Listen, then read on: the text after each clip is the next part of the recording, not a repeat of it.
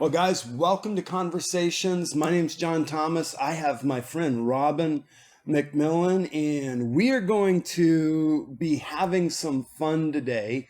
We've been having a conversation. We had a great meal last night. Yes. Oh, man. My goodness.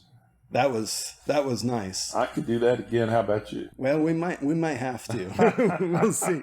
We're in Texas, so we had a good Texas steak, and we had a Texas slab of bacon, which I don't often eat pork, but that was pretty amazing. It was great. So we were talking, and you'd mentioned just about, I think you were hanging out with Banning Liebscher, and he'd asked you, yes, what would you tell your 20-year-old self? Yes, a number of years ago, I was in California and happened to have time, a few minutes. I actually interviewed Banning and Danny Silk. And so after I was asking them questions at the end, he said, let me ask you a question. I said, fine. He said, what would you tell your 20-year-old self if you could? And so I thought about it, and I have a number of things I would have told him. The first one was, you really don't know how this whole thing works. Pay attention. Meaning life. Yeah. You know, you're 20 years old. They say the male brain doesn't really mature till you're about 26 or 27.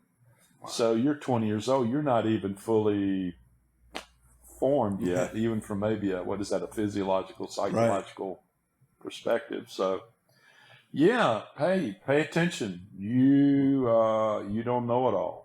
I'll tell you, that is an important lesson. Yeah. It's astounding how many things that I've thought that I've understood. And I'm going to apply this. I'm thinking right now about just different things in ministry and God's ways that I thought that I understood.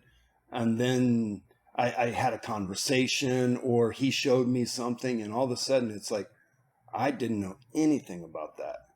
Yeah. Well, friend of mine had his 51st birthday the other day, and he's a real strong-minded fella. And he was saying, hey, something happened to me today. It took me by surprise. And I said, well, what's that? He said, I really found out today that I might not be right about everything. And I 51 year later. 51. He's had a rough life too, buddy. And I said, do you know what I would define that as? And he said, what? I said, growing up. Yeah, figuring it out. That's right. Yeah. That's right. Well, it actually reminds me of another thing I would tell my 20-year-old self. I've got some notes here because there's so much I would have said, you know, and so little I probably would have paid attention to. True. But just because you think something and feel something and convinced that something is true, it has very little to do with whether it's true or not. Wow. So give me an example, like from your own life. Oh, my. Well, when I was younger as a believer, and I wasn't really familiar with prophetic things, although that did start pretty early. Actually, we'll talk about some of that tonight. Yeah. I was fairly convinced that very few people could really hear from the Lord. And learned shortly thereafter that anyone can. And most people do, they just don't realize it. And then just about different attitudes I might have, or perspectives or viewpoints. It's just so easy to be stuck in what you're in. I grew up in a Reformed Presbyterian church, and I mean a long, multi-generational family line, pre-Revolutionary War in South Carolina is when they were living in this part of the world. And they came from Scotland and Ireland for religious freedom purposes. And they were all convinced of a certain set of realities. And when the Holy Ghost got a hold of me, I suddenly discovered, you know, there are a lot of those things that I thought were true are not true, and things that are true that I didn't realize were. You know, that God speaks again, that God heals people, that you can have encounters with the Lord that don't sort of stack up with other people's experiences. So, I mean, I've had a long, slow, painful learning curve on some things over the years. Yeah. It's been, I'm just, there's a season in 2007, 2008 that I was, I had a lot of spiritual encounters and experiences during that period of time. I was operating a lot of spiritual power, seeing miracles pretty regularly. And I had some thinking that was really wrong, but I was absolutely convinced that I was right. Yeah. And after I went through from 2009 to about 2011, I went through a dark night of the soul that turned my world upside down, turned everything upside down, and completely set me on a new path. When I got finished with that, I had CDs that I was selling as resources that I just threw away everything else that I had. Yeah. I started realizing how wrong it was. And I had people that were asking me, hey, we've got this. Can we make copies of this and make it available to people? And I'm like, please just destroy that. Yeah. It's just so wrong. It's not accurate. It's not true. Well, that reminds me too of a period back in 1974, 75, where I had a very, very dark period of discouragement, disillusionment, and the Lord gave me this little song, and the song goes, He's done it in me, He's done it in me. Jesus has come, and He has set me free. No more sorrow, despair has fled away. I stand in the victory, for He's put me there to stay. And there are about 4 or 5 verses like that. And the Lord said, I want you to sing that song. I said, but it's not true. The Lord said, you just need to sing that song. I said, well, Lord, it's not true. And the Lord said, just sing the song. And the truth is, based on the gospel, He has done it in me. He has come. He has set me free. There is no need for this continual sorrow. And yet, I was convinced all was lost and the gospel wasn't working and the disappointment I had in certain people was real. And I was just wrong. I was wrong. I had a stronghold that had to be broken. I had to see things a different way. And the Lord really helped me. Yeah. Yeah. That's amazing. Yeah. It's powerful. I love that. I love that. Well, what else would you have said to your 20-year-old self? Well, I would say this. Anything that you believe that binds you up instead of setting you free has a lie in it somewhere. Expound just a little bit on that, because I think I understand what you're saying, but Yeah, a lot of people are convinced of things, but in the final analysis, they're not happy, they're not free, they're angry, they're anxious. Well, there has to be a lie in there because Jesus said, you shall know the truth, and that has a certain outcome. The truth shall set you free. Yeah. And so there are a lot of people that are convinced of things, but they're wrong. They're wrong. How do they know they're wrong? Because it doesn't liberate them. It doesn't free them. It binds them, confuses them, angers them, or embitters them. So there's got to be a lie in there somewhere. Now, sometimes it's tricky. You may have to look for it. Nevertheless, based on the rock bottom words of Jesus, you shall know the truth, and the truth shall set you free. And I don't believe that's just about doctrinal truth. I think it's a life principle. There's a way to tell if you are generally believing something that's really healthy and holy and truthful, or if it's not. And it actually is how it affects you physically, mentally, and emotionally. Because we're integrated people. They say body, soul, spirit. Those aren't 3 separate little orbs or entities that just sort of float around and disconnect. No, the things you believe have a very distinct influence on how you think and how you feel. That's amazing. Yeah. It makes me think of, I always forget his name, but he was a mystic from the 1500s, and he wrote on constellations and desolations, and how you could discern God's activity in your life based off of constellations and desolations. And constellations is that experience of freedom, that experience of peace, that experience of His pleasure, His smile. And desolations are those things that feels like it's stealing life, like it's drawing you down, and it's drawing you into anxiety, it's drawing you into fear, it's drawing you into works, those things that are not the fruit of the Spirit. And it's really basically, it's just looking at the difference between the fruit of the Spirit and the fruit of the flesh. Because you can tell a tree by its fruit. So if it's producing bad fruit, the tree's got to be bad. Well, you know, John, just sitting here, I went back in my mind to an experience I had, gosh, all the way back into the early 80s. And both of my cars were broken. And I had a ministry trip planned. And I was so frustrated, and I hate to admit this on national television, but I was so frustrated, I literally threw my Bible across the room and hit a lamp with it. I mean, that's bad. Now, I haven't done that lately. So the Lord said to me, what are you upset about? And I said, what do you mean, what am I upset about? I've got this ministry trip, both my cars are broken, I can't go. He said, who told you couldn't go? I said, well, look, he said, who told you couldn't go? Okay, I can go. He said, yes, you can go. I'm going to work it out. Well, it turned out a guy came to my house. Turned out the last time I had gotten gas, the gas was actually water. They have layers of water between gas and these big petroleum places, and they separate the grades, and somehow they had pumped the water into this gas station instead of gas. Pulled it out, replaced it with gas, car stood up. Next day I was gone on that trip. Now that's a perfect example of believing something that's not just a doctrinal something, that when I believed it wrong, it bound me up, so much so that I acted out and misbehaved.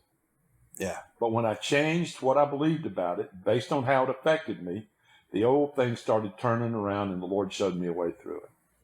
It's amazing how what we believe actually creates our reality. It is. It is. And I know that's a strong word in some ways, but it really does completely change what our possibilities and our limitations are. Right. I can't remember where I heard you talk about it, but I heard you talking one time when you were teaching at the Morning Star School Ministry. Yeah. And you were talking about how faith makes things real. And you looked at one of the guys and you said, a black widow just crawled up your pant leg. Oh, yeah. Were you there? I wasn't there, but you told the story. Well, I was trying to explain to people how the things you actually believe literally affect how you feel and what you'll do. Yeah. And this guy was, there were probably 75 students there, and this guy was sitting on the front row in a little desk, and he was looking at me sort of like I didn't know what I was talking about. And so I suddenly stopped and I said, hey man, I hate to tell you this, but a black widow spider had just climbed up over your sock and was up in your pants. He fell on the floor. He was kicking. He was scratching, trying to kill that thing. And after about 10 or 15 seconds, I said, hey, that's not really true. There's no spider. And I said, but this is a demonstration. This is what happens when you believe the wrong thing, and how real it is if you believe it when it's actually not true at all. That would go back to just because you think something, feel something, convinced about something is true has nothing to do with whether it's true or not. Yeah. Man, if we can get that. I felt bad for that guy. Yeah, yeah, I feel. However, he will never forget that lesson. No. Yeah, he will never forget that lesson, and that will shift. If we can really get that, I mean, it just shifts so much of our life. Yeah. And it creates this passion and humility to find truth. Right. Because if you realize that just because you think it and just because you believe it doesn't mean that it's true, you're required at that point to have humility. Exactly. To admit that what you think may not be right. Exactly. Which means you need something bigger than you to tell you what's true. Particularly if you've invested any time and energy into the thing you're wrong about. Yeah. You know, interestingly enough, the Bible says God resists the proud. Yeah. But it doesn't really clearly say God resists sinners. He forgives sinners. And so there's really something dangerous about arrogance, way beyond what most people would even assume. Wow, that's really good. Yeah. That's really good. Yeah. Something else I was thinking about too. It's go find a Christian who's been a Christian a long time. This is what I would tell my 20-year-old self, who's happy, and ask them how they did it. Yeah, that's one thing a lot of generations don't understand, is that I feel bad for people, young people, who've given Jesus a chance, so to speak, and they've walked away. Because it's being connected to the Lord over the long haul where things are really worked out. And it saddens me when people give up on the Lord, so to speak, early. And I know plenty who have. So you need to find people that have been believers for a long time and say, tell me how you did this. What's important? What's essential? What's not essential? You see, that's what it is really to have humility, is to be young enough to realize you really don't know how this all works. Tell you, almost everything you've said so far ties back into humility. It really does. It really does. Another thing I thought about too, John, and I think this is important, is that being kind is essential. Being kind is essential. Actually, I think it's either 1st or 2nd Corinthians. Paul lists kindness as an apostolic virtue. Yeah. And that it's so important. And coming along, I've been saved since like 1968, and interested in power, and interested in revelation, and interested in the presence. But you discover over the long haul that there are a lot of pretty prominent people, prominent Christians, and kindness really isn't the thing you would get from them if you knew them. And yet it's supposed to be part of the package. And particularly in this climate, it's so essential for people to be kind to each other. It really is. Yeah. It really is. I mean, we so often think that the fruit of the Spirit are optional. Right. In the moment. Right. Now, if we actually asked the question, none of us would say that. But in the moment, I'm upset, so kindness is now optional. Right. I disagree. Right. And so gentleness is optional. And we begin to operate in the fruit of the flesh instead of the fruit of the Spirit. Right. But we think we're justified because how strong our emotions are, which is we have this thought that we strongly believe and we strongly feel, and we're convinced that we are true. Right. And so we throw away what God has given us as eternal truth for our temporary moment. And you think about a verse like a kind response turns away wrath. Yeah. It's just so much more to it. And it takes a while to get that way, though. Yeah, it does. Because if you're a sort of a type A personality, by that I mean you're a go-getter, sometimes you don't have time for it. Yeah, you got to make money, you got to make a living, you got to get it done. And you can't get it done unless you get it done in a hurry, which lots of times excludes taking the time to be kind. I worked in the business community for 20 years before I was a full-time preacher, and I sold restaurant equipment, and I got to where I really did like my job. And so the Lord starts asking me a question, why don't you like your job? And I said, well, no, it's just so hectic. And he said, well, here's your problem. You're trying to make money instead of trying to love people. Wow. You need to try to serve these people and give them the equipment and the products and the items they really need for their benefit and their welfare.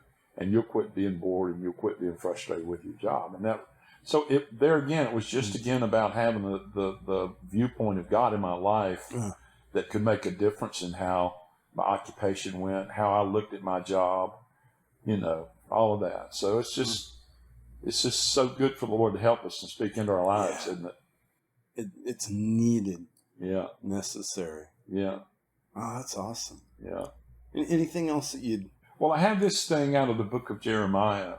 The amplified version of Jeremiah 15, it's so extraordinary, talking about thinking you're right about something and being wrong. Jeremiah actually accuses the Lord He says, why is my pain perpetual, my wound incurable, refusing to be healed? Will you indeed be to me like a deceitful brook, like waters that fail and are uncertain?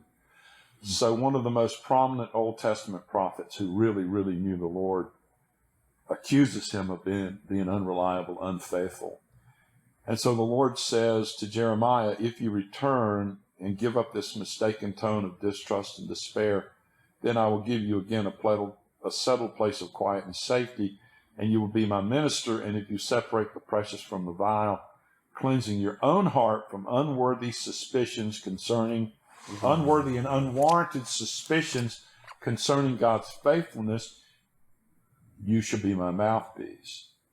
And so here's how deadly this thing is. That's one of the most prominent Old Testament prophets in the history of people knowing God. Yeah. And he had it wrong.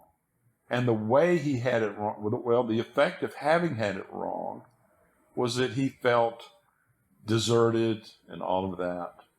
And the thing I saw through that, and this is part of my book, Harbinger of Hope, I have this in there. And it's so important to understand that God doesn't want hopeless people speaking on his behalf. Yeah. He said, because if you give this up, I will again make you my mouthpiece, and I'll again give you a settled place of safety. And the idea there, John, is that some external protections only come after we make internal adjustments. You could say that again. Yeah. Some external protections. For the Lord says, I will make you a fortified bronze wall. All come after he makes that internal adjustment about accusing the Lord of being having these unwarranted, unworthy suspicions concerning God's faithfulness. Yeah. God said, when you get rid of that, your experience will change. Your geography might change. Your protection will even change. Because God doesn't want hopeless. And he says, and you should be my mouthpiece. Yeah. And that's in the Amplified Translation. It really doesn't come through like that in say, the New King James or some of the other versions. But unworthy, unwarranted suspicions concerning God's faithfulness. And that thing about that mistaken tone of distrust and despair, you know what the Lord said to do? Give it up. Just let go of it. Give it up. Just let go of it. Or here's another one. Yeah. You're wrong. You're wrong. What's brought you to that point, whatever the facts are, you're wrong. There's a lie in it somewhere. Yeah. And how can you bring the lie to the truth? Yeah. To get out of the prison that the lies put you in. Yeah. I was reading in Romans this morning, Romans 1 and 2, and I was looking at how he talks about darkness and light, and how when we give ourselves over to foolish thinking, that our hearts get darkened. That when we allow ourselves to think wrongfully, it actually removes light and we cannot see clearly. Yeah. And when things are dark, it's much harder to see. You have to be very careful. You can easily trip. You can stub your toe. I mean, you get up in the middle of the night, try to use the bathroom. You don't turn on a light. You hit something that's laying on the ground, or you hit the corner, and it creates damage. It hurts you. See, that reminds me of the next thing the Lord seemed to be speaking to Jeremiah about, and it was those who trust the Lord. They'll be like trees planted by the rivers of water. Yeah. It said, but they that don't trust the Lord will be like a heath in the desert or a tumbleweed. And they shall not see good when it comes. When it comes. When it comes. So good comes, but since you're not trusting God and you've departed from him, it says, it connects departing from the Lord with not trusting him. It says, you shall not see good when it comes. So here's what happened. You need help. You ask God for help. You're not trusting him. Help came and you never saw it. So you're still blaming God, unwarranted. And that was to Jeremiah. Yeah. And then later on, Jeremiah had this verse. I know the thoughts I have concerning you. Yeah. Not for evil, but for good, to give you a future and a hope. See, all of that, interesting. I hadn't thought about all of that, but all of those are in the book of Jeremiah. And it shows you that even a man as great as Jeremiah could just be wrong about things. Yeah. Be in despair and hopelessness when it wasn't necessary. Come on. Change his mind and proclaim the gospel in the sense that here's what the Lord's mind is for you. You have a bright future. Yeah. That's good, right? It's amazing. Yeah. It's amazing how trust in him. Yeah. And just getting our thoughts about him right. Yeah. Believing that he's faithful no matter what's happening around us, no matter what the circumstances are, believing that he's faithful, it actually puts us in a place of of peace, right, of protection, right, and of that confidence of him being with us. Right. We think that that's going to happen when our circumstances change. Then we'll believe that God is faithful. Exactly. But in reality, when we begin to believe that God is faithful, our circumstances change. Right. Or we change within those circumstances, right. But our experience of those circumstances changes.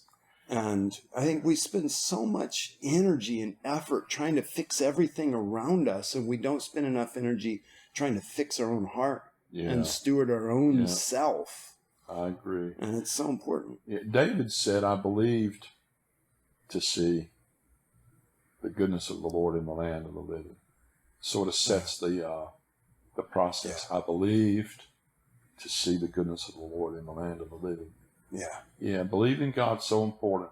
Yeah, sure is. Yeah, absolutely. Yep. Wow. Well, those are definitely lessons. I think some of those that I've learned, some of those I've got to think on a little bit more. But man, I wish somebody would have told me that 20 years ago. Right. Me too. Maybe they did. Maybe they did and I just didn't hear it. Right. Well, hopefully people that are watching this will actually listen That's right. and hear this and take it in and allow it to be something that has changed. Man, thanks so much for hanging out and having this conversation. Thanks for having me. Appreciate it. It's been fun. Yeah. Right. Bless you guys. We'll see you next time on A Conversation.